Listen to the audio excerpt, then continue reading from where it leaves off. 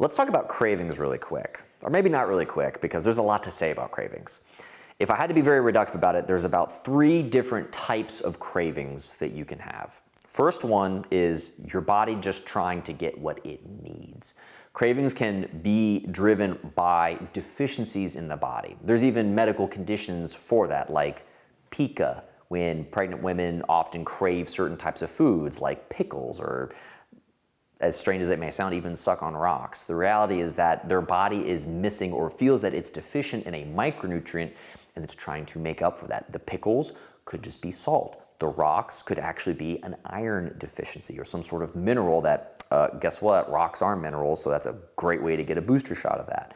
So a lot of cravings can come from some type of deficiency. The second type is blood sugar control.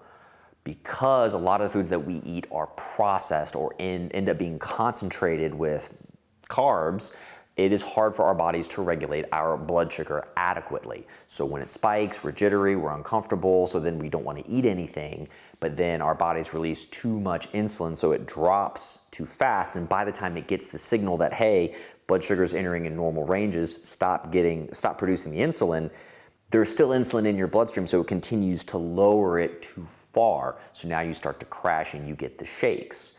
Well, what's the fastest way to get your blood sugar back up? Eat more sugar. So what is your body gonna do? It's going to trigger your craving to eat something sugary. So if you have an unstable blood sugar, it's going to be without fail every couple of hours, you're gonna be jonesing for something sweet to eat because your body is trying so desperately to fix the roller coaster that is now your blood sugar levels. And finally, the third thing that most people don't give a lot of credence to when it comes to curbing cravings is your gut bacteria. In a very sort of odd description, we are almost vessels for the gut bacteria. There are literally just as many gut bacteria in our stomachs as there are our own cells in our body. We are almost 1-to-1 of you to germs and things living in your stomach. It is almost equal.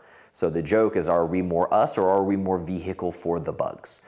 That being said, there are various thousands upon millions of types of gut bacteria that can live within us. If that balance starts to get out of whack and you start to have a decreased in variety of bacteria, then you can have now essentially a group of actors that tend to prefer one style of food. It has been shown that we have nerve endings from our stomach to our brains that can even dictate things like our cravings. That's why we call it our gut brain. So when these bacteria or gut flora feel like they're deficient in their favorite type of food, they will trigger cravings for us to eat the things that they need to continue to thrive.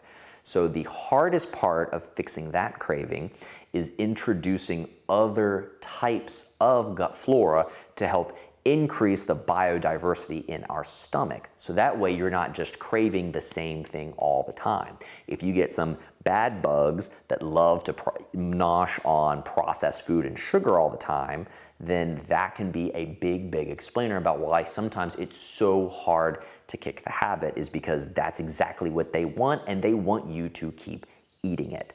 So having and adding fermented foods to your diet to try to boost that biodiversity can be another tool in your tool belt to helping to kick the cravings.